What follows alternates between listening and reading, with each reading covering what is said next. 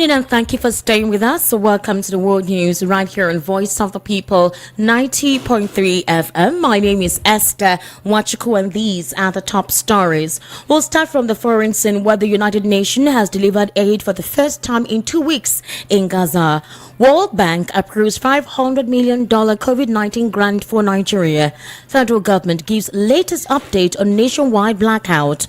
Peter Obi reacts as national grid collapses twice in less than 24 hours. Federal government reacts to Sunday Igboho's Yoruba Nation petition to UK Prime Minister. Details now.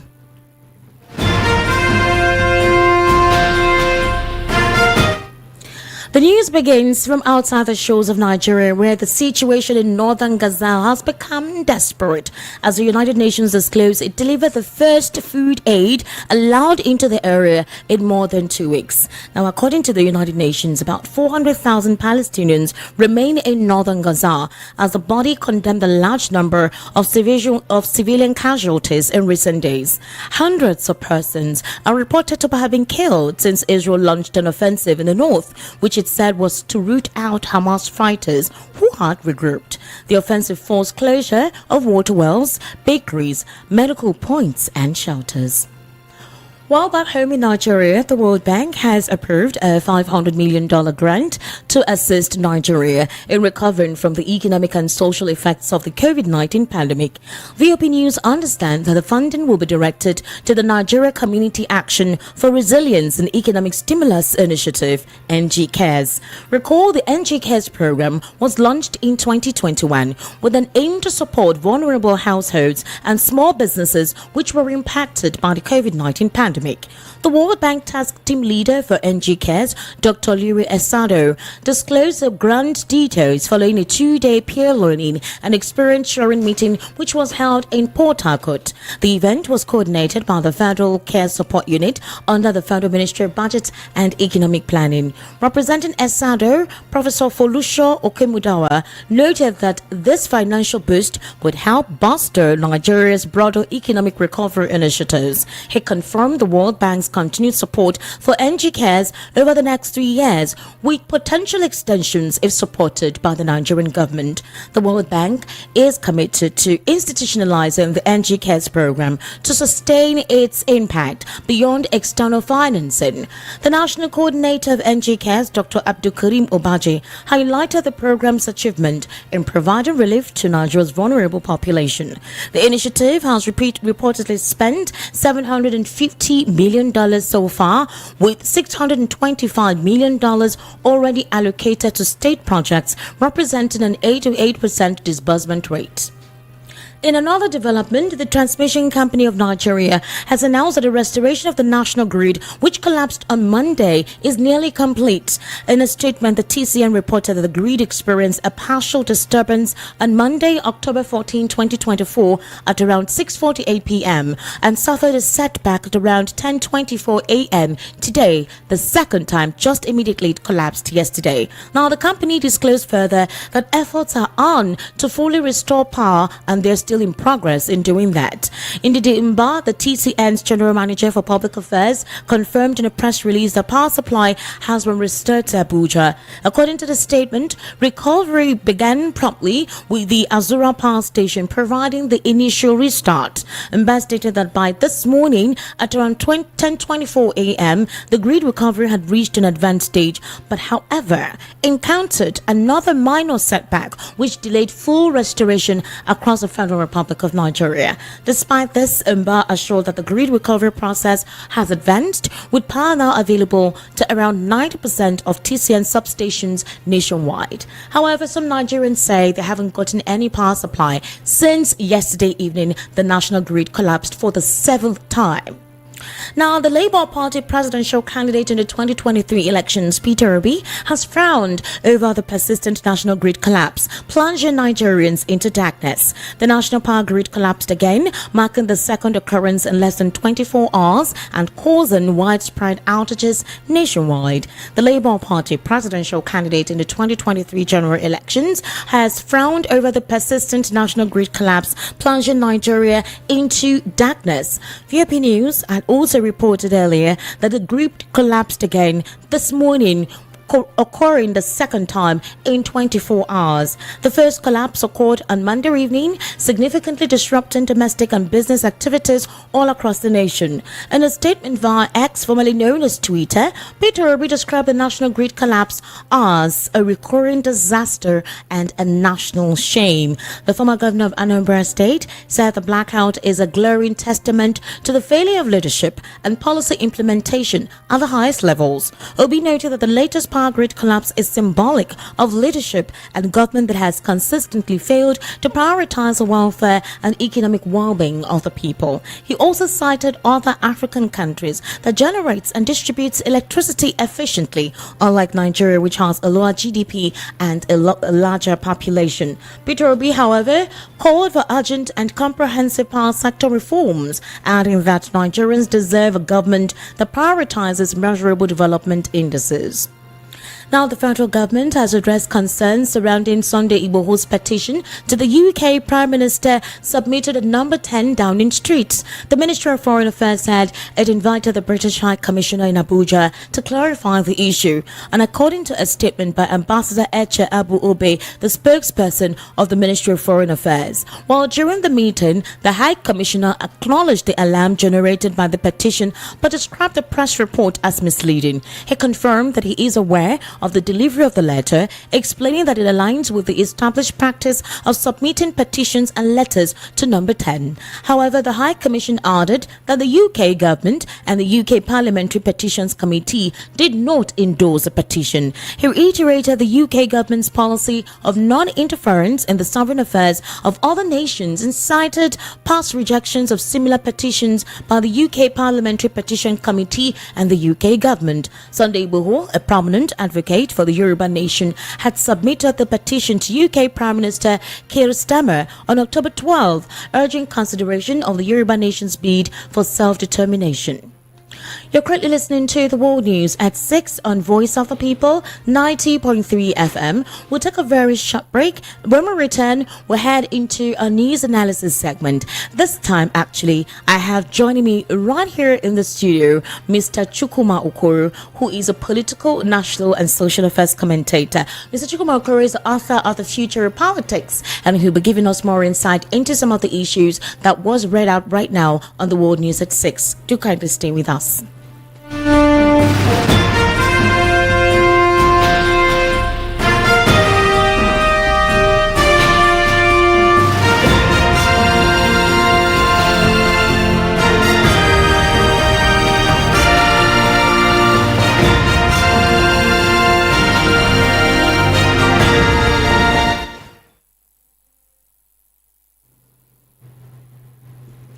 Thank you for staying with us. You're still listening to the World News at 6 right here on Voice of the People, 90.3 FM. Mr. Chukwuma Okoro, thank you for joining me today. Good evening, Esther, and thanks for having me. How are you? I'm doing well. How did you sleep last night? Very well. You slept very well despite the fact that there was a total blackout? Yes, because You had alternative power supply? I have alternative power supply. That's very good. And that is the story of many Nigerians. Exactly. Who have been providing alternative power supplies to themselves for many, many years. Yes. Okay. Mr. Chukwuma Okoro, the recent grid disturbance is the 7th this year alone. I'm talking about 2024. A national grid blackout. Others are saying that the Minister of Power is not capable and does not fully represent that ministry, with all of the back and forth concerning power, the segregation of the whole Band A, Band B, Band C, Band D, and Band E. And this is the 7th time that we're experiencing a national blackout. Now, just yesterday evening at 6:48 p.m., this national blackout occurred. And today, while power was trying to be restored at 10:24 a.m., it also had another disturbance. What exactly are we doing? Esther, unfortunately, this wouldn't be the last time it will happen. I mean, that we don't have to pretend about it, but that is what it is. Okay. You know why? Because over a long period of time, we have not had infrastructure upgrade. Okay. So this one is in a different track. This one is on a different track. We are talking about infrastructure, by the TCN. You are not even talking about generation. You are not even talking about distribution. So we are still grappling with 5,000 megawatts of electricity. Esther, after 64 years of independence. If we were human, we would be at the departure lounge of our lifetime. And at 64, of course, you know that our life expectancy is 54 for men and 52 for women. Yes. So at 64, you already have a grace. And we are still grappling with 5,000 megawatts of power. That 5,000 megawatts is unable to turn an industrial belt in South Africa. With a population of how many? In Vietnam, it cannot. In Egypt, it cannot. In Morocco, it cannot. Esther, these are people that started out with Nigeria. Unfortunately, we are also... we are not even talking... This is the grid collapse. We are not even talking about pricing, which has become a clear and present danger. Exactly. Clear and present danger. They are, like you said, they are migrating people. They are creating bands, A, B, C. They are even migrating people from B to A, where they have to pay through their nurses. Esther, you see people who are unable to even feed 3 square meals. You have to bill somebody 37,000 naira a month for electricity bill. And you know, one funny thing is that when people like the World Bank, the Washington Consensus, yes, you know, the Bretton Woods, you know, IMF, they are talking about giving out money for us to boost the economy. Which Mr. economy Chukuma, are they talking we're going to about? come to that. Now, you remember that the president said he was going to continue from the administration of his predecessor, former President Muhammadu Buhari. Well, I want to let you know that during the administration of Muhammadu Buhari, we had a national grid collapse 98 times. Between 2015, the administration came on board, and in August 2022. In fact, Nigeria's available power generation capacity fell by 981.8 megawatts. Now, the grid collapsed 98 times under his administration, despite the Siemens power project. I'm sure you recall at the time during when Julian Ngulali was a public administrator for the vice president at the time, VP Emio Shibajo, and he actually did a media tour where he was educating the people on the policy implementation of the Buhari administration on power, and he told us that there will be constant power supply. Within 2015 and 2022, Nigeria experienced 98 times power grid collapse. Now, in 1 year and a few months, we've had 7 times grid collapse, and we're saying now more is going to happen. If that is the case, why do we still have the resultant effect of subsidy removal on electricity? We haven't seen any development in that regard, or consistency in the power project, and all the finances that have been given to the federal government to boost the power sector. Where is it going? Esther, let me shock you, or let me burst your bubble. In the past 14 years, the national grid has collapsed 227 times. If there's any semblance of improvement in power now, it is even the fact that Muhammadu Buhari had to bring in Siemens into it. That is why you have any semblance of improvement. Okay. You know, so the whole issue of power supply in Nigeria is at the bottom, is at the foundation of our underdevelopment. All right. Esther, there is no way a nation can industrialize without first having to solve the problem of power. Energy problem. You have, anyhow you turn it 360, you have to come back to the issue of power. Exactly. Talk about SMEs. SMEs, which are the backbone of economic growth. Exactly. There is no how you can power an SME without power. Esther, the government is busy doling out 50,000, 100,000 naira to people in the name of empowerment. Now, you're a hairdresser. Let's take that for instance. You're a hairdresser, and the government gives you 200,000 naira. You buy your, what do they call it? All those things that women put their hair accessories, inside. Hair the accessories equipment and all for the hair, equipment and all of that. And a shop for it too. And a shop for it. Now you don't have power. You manage to buy a Pass My Neighbor, you know, or a standard 2,800 generator, which is about in excess of 200,000 naira now.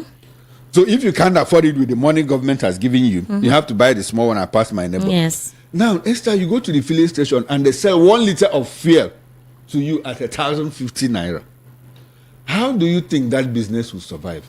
That business has already crumbled even before it started. Mr. So if the government, if the World Bank, if IMF, the Washington Consensus, as we call them, if they are interested in boosting Nigeria's economy, in growing Nigeria's economy, they should go back to the basics. Mr. And Chukuma, what is that basics? Still on that effect. Provide energy, power. I'm coming on that. Okay, so I'm sure you heard me reading the news that the World Bank has approved about $500 million grant to assist Nigeria in recovering from the economic and social effect of the COVID-19 pandemic. All right, so this grant was not just given to only Nigeria alone. They also gave it to other African nations that had requested. It was a palliative measure across, most African countries at the time. So these monies are being released in tranches. Mr. Chukuma, just 2 months ago, the Tinubu administration received $2.25 billion to help the economic sustainability plan of President Bola Ahmed Tinubu in correlation with his renewed hope agenda. Now, there's something I also want to bring to your notice. Under the administration of President Bola Ahmed Tinubu, he has secured loans worth $6.45 billion from the World Bank in just 16 months. This report I'm giving you was updated just 6 days ago. Now, the amount increased to the new figure following the recent approval of three new loans totaling $1.57 billion from the World Bank for various projects in Nigeria, and is expected to increase further in the coming months. Mr. Chukuma, in August, that $2.2 something billion was approved by the World Bank to enable the economic sustainability plan of this administration.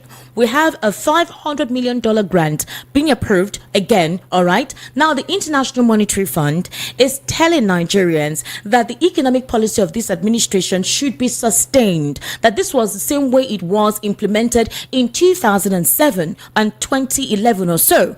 I want to ask you, Mr. Chukuma, in 2007, what was the exchange rate at the time? In 2007, what was the we still had subsidy being, at least across board, whether for petroleum or other sectors. But in 2024, there's no subsidy payment. The naira to the dollar is sporadic, more than 100%, or if possible 150% increment. How does that period and now correlate? Secondly, where are those funds that have been approved and given to the country, whether it's in tranches? Where are they now? Who is giving us an account of how those monies are utilized if Nigerians still continue to go and wallow in pain? Let me start from the last. I'm not the Minister of Finance. I'm not the Central Bank Governor. So I cannot answer you where the monies are. That is one. Two, you see, we have a way of using word here, sound bites. You say economic sustainability. What is the meaning of that word, sustainability? You have to have something before you even sustain it. You have to have do we have an economy that you want to sustain? Except there's another meaning to sustainability. We first of all have to have an economy. I just talked about the issue of power.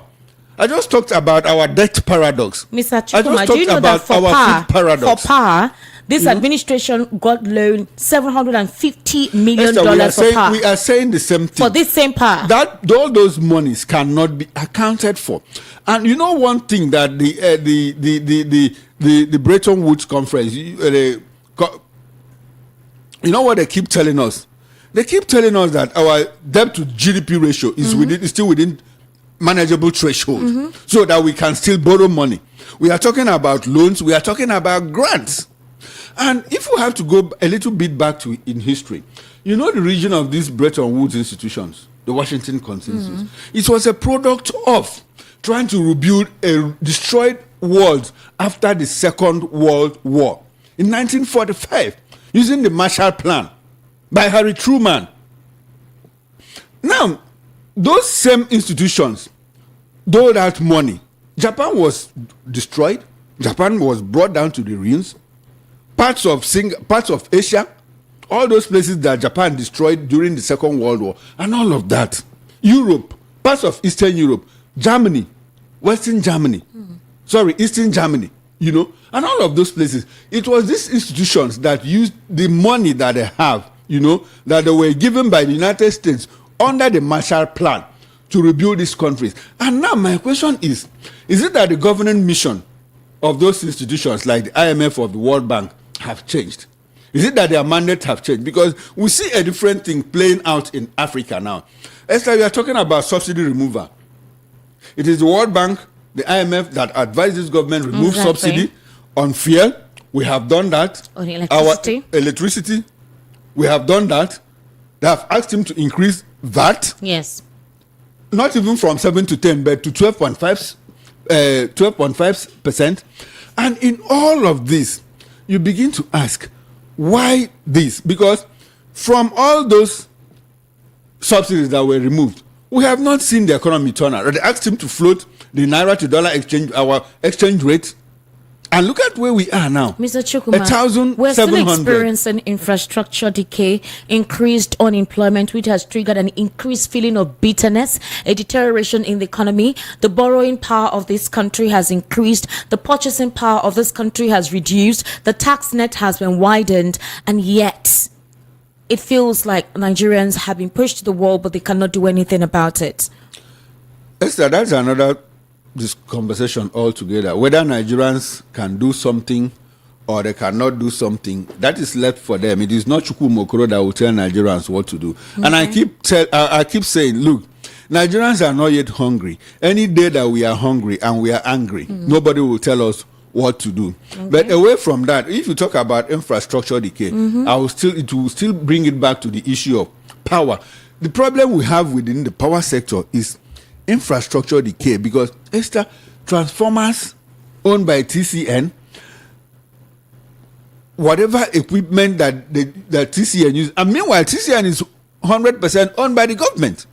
You say you have deregulated the power sector, but you keep very close, to your chest. You use it as an ace, in your card game.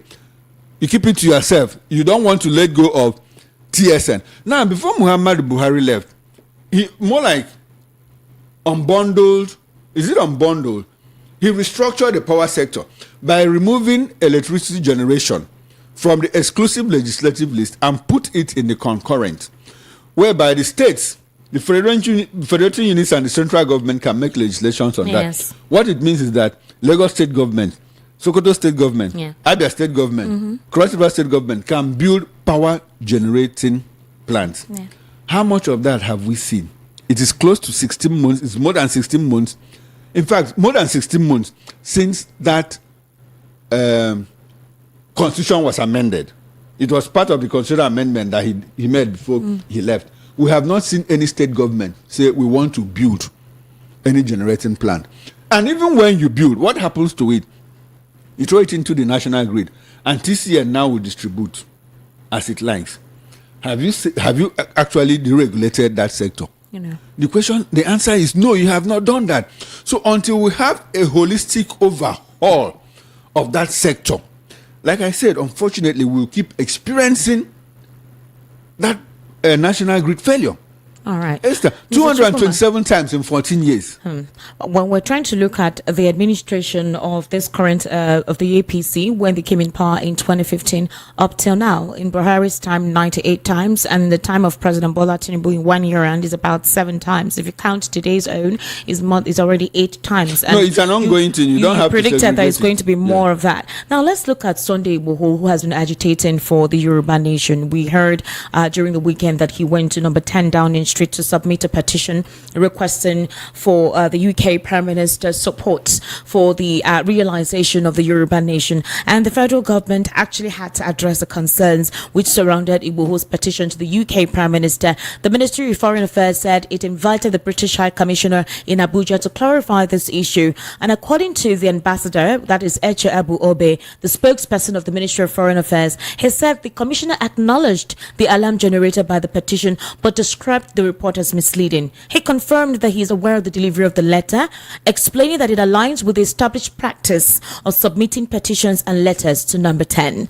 But he added that the UK government and the UK Parliamentary Petitions Committee did not endorse the petition. In other words, he attributed to the reality that indeed that petition was submitted for Yoruba finding its own ground, just like Biafra has been writing as well, but that the UK government's policy of non-interference in the sovereign affairs of other nations, and they also cited past rejections. My question to you is this, Mr. Chukuma. Why is it that any ethnic group vying for emasculation or isolation or to possibly stay away or amalgamate themselves out of this country always go to the UK? It doesn't mean that the UK is the person that gives you the express permission to go ahead. Didn't Nnamdi Kanu submit any petition to number 10 Downing Street?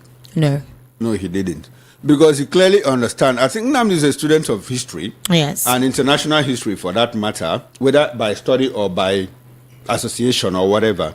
So he clearly understands that going to the UK, like Igboho did, was just to chase clout. You think so? Yes, chase popularity. Because the UK, like they have told you that they will not interfere. In it's not part of their policy it's to not interfere. to interfere in the domestic affairs of But foreign for Sunday countries. Igboho It to would have have been proper. Esther, it would have been proper for Sunday to go to United Nations, because the United Nations Charter recognizes the right of ethnic groups to self-determination, and not the UK Constitution. It would even have been better if you went to AU, because after the Rwandan crisis in 1994, the AU, now there was this thing we call R2P, that is responsibility to protect. Before, when it was OAU, they had non-interference and non-intervention policy. But after the Rwandan massacre, after the Rwandan genocide, they changed that governing mission to R2P, responsibility to protect. The responsibility to protect, was it applied during the Biafran War to the Southeasterners? No, it was OAU now. AU is just 2001 or so. Okay. That was when that reformed policy came on board. Yes, R2P. So at the time during the Biafran War, it wasn't already there. That particular aspect at that time wasn't there. At the time of Biafran War, it was a clear, don't interfere in the domestic affairs of any African country. So that was why the British government could not in any way provide aid at the time? No, it was OAU. British government interfered now. Let's not go back to bad history. I'm just talking about why they interfered to the Nigerian government, to the benefit of the Nigerian government, to the disadvantage of the Biafrans. Exactly.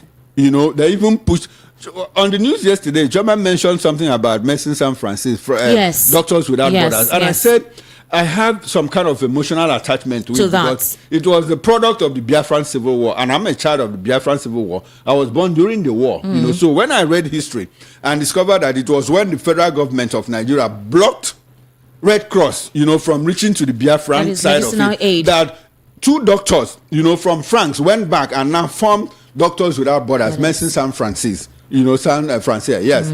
So I'm talking about the AU. OAU changed its governing mission from non-interference to responsibility to protect. So it would have been better for him to even go to AU if he didn't want to go to United Nations than going to the UK. So you mean that his intention wasn't actually for the proper concepts of that particular mandate? It was, like you said, he was just basically trying to gain attention, unnecessary attention. Esther, the thing of it is that all politics is local. Any listener at home who is enlightened will understand what I mean when I say that all politics is local. Sunday Igboho is just playing local politics. Emeka Ojukwu said something when he came back from exile, and that thing is very instructive, and I give it to the West, to the Yoruba people. Emeka said that the Yoruba Nation will exit this country without having to fire a shot. I think I heard you say this, was it not yesterday? Yesterday, yes. And he was right. The way they are going about it and all of that. Esther, all politics is local. Sunday Igboho knows what he's doing. But you understand let's come to the crux of the matter. Yes. The debilitating economic policies. Of course, we are seeing what is causing in every sector that is supposed to be viable to give Nigerians the proper existence that they're meant to have. And then we also have a situation where we're having ethnic tensions, insecurity too, which is on the rise. It has created this pulse of, I want to extricate myself from this.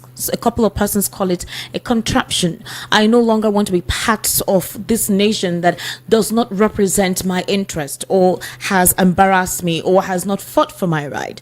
Don't you think that regardless of how you term Sunday Igboho's petition submission for Yoruba Nation, the thing is there is now a clamor of indigenous ethnic groups wanting to find their way, and this is almost like you're calling, or some persons are calling, for the disintegration of this country, a country that has supposedly stayed together for more than 100 years. So don't you think this is a clarion call to this administration to do something ASAP?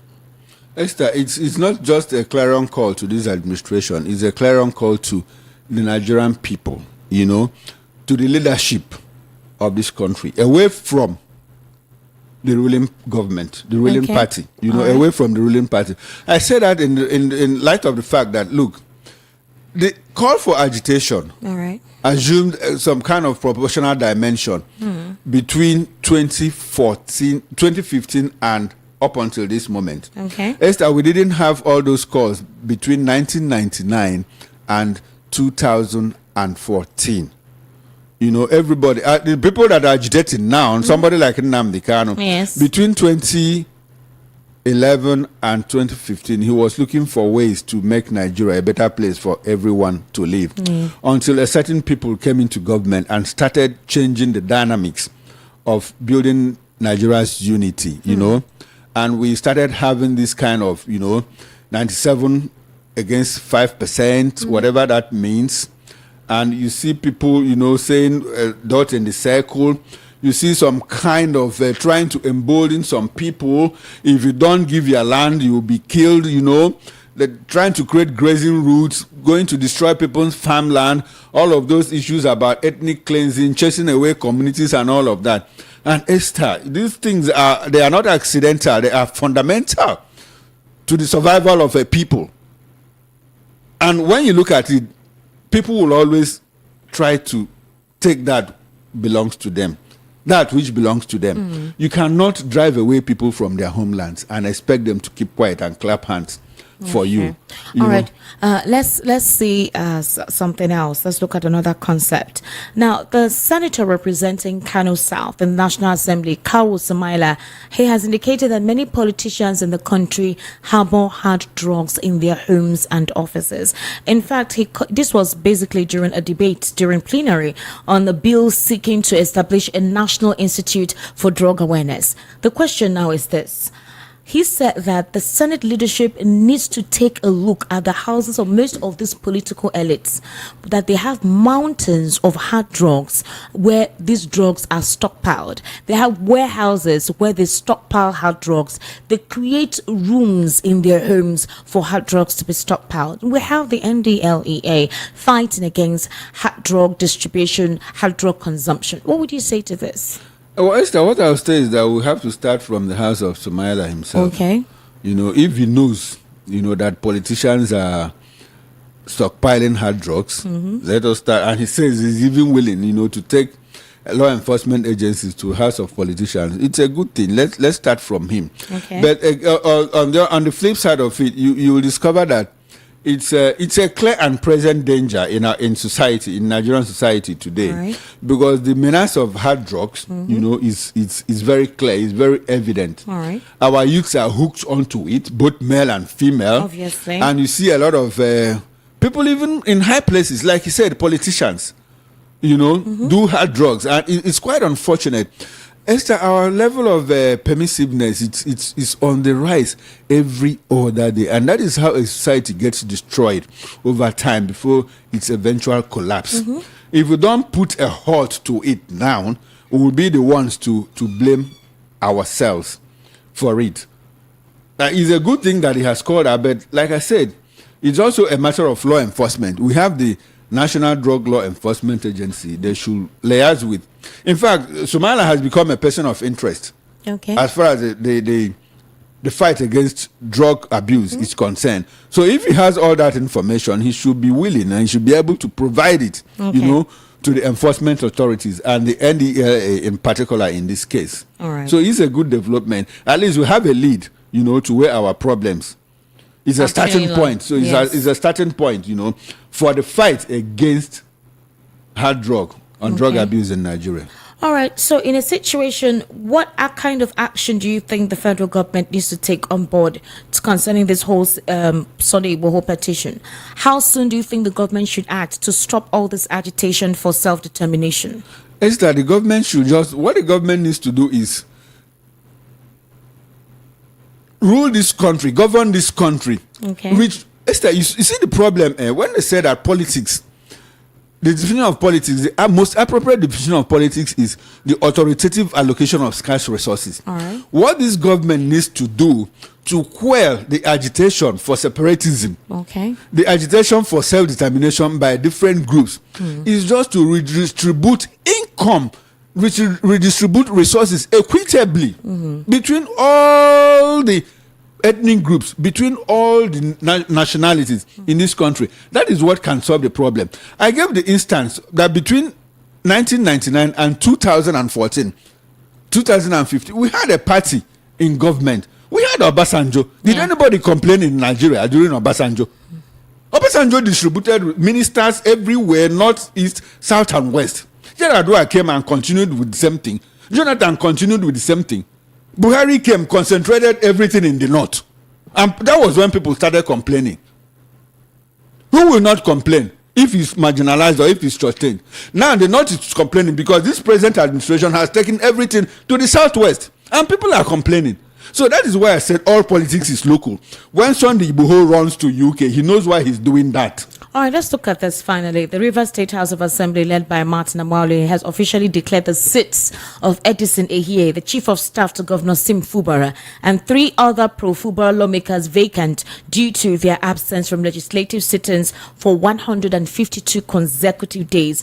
Now, during the plenary session today, Amwale explained that Ehie failed to properly notify the House of his new office, which resulted in the declaration of his seat as vacant. So, apparently, they granted Governor Fubara another opportunity to present the 2024 appropriation bill following the appeal court's nullification of the 800 billion naira reverse budget. So, does this stipulate that already they're beginning the impeachment proceeding? Because if this doesn't take place as they're stipulated within 152 days, then they may sit for an impeachment. They're asking the governor to represent the 2024 budget, but these members said they have defected.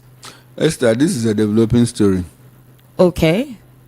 And that's all I can say about it. Let's see how it pans out in Rivers State. If you ask me, let the Rivers people solve their problem. That's all I can say, yes. But they said that as the situation is unfolding, the decision to declare the seat vacant underscores the ongoing political tension in Rivers. So how are they sitting and declaring the seats of those other lawmakers where Fubara presented the budget to vacant just because they haven't appeared at the sittings which was called by Amawale? Esther, a court of competent jurisdiction gave judgment on that matter. All right. Let them interpret it the way they like. Let them interpret it the way they like? Exactly. Mr. Chukwuemeka, thank you so much for responding and giving me your insight on some of the questions posed at you. I understand you being quite diplomatic in your response towards this last question. Like you said, it's a developing story. It's possible that we'll come tomorrow to hear another response from the Rivers State government to actually nullify this particular action. So like you said, let's stick with that. However, thank you so much for coming on the World News. Thanks for having me, Esther. You're welcome. Mr. Chukwuemeka is a political, national and social affairs commentator, and he's the author of The Future of Politics. You can actually get it on Amazon. To wrap up the World News at 6, here again are the top stories. You heard we started from the foreign scene. You heard actually that the United Nations delivers aid to Gaza for the first time in 2 weeks. The World Bank has approved $500 million COVID-19 grant for Nigeria. The federal government gives its latest update on the nationwide blackout. Peter Obi reacts to the national grid collapse twice in less than 24 hours. And the federal government has finally reacted to Sunday Igboho's Yoruba Nation petition to UK Prime Minister. That's a wrap on the World News at 6. My name is Esther Wachuku. Good evening and thank you for listening.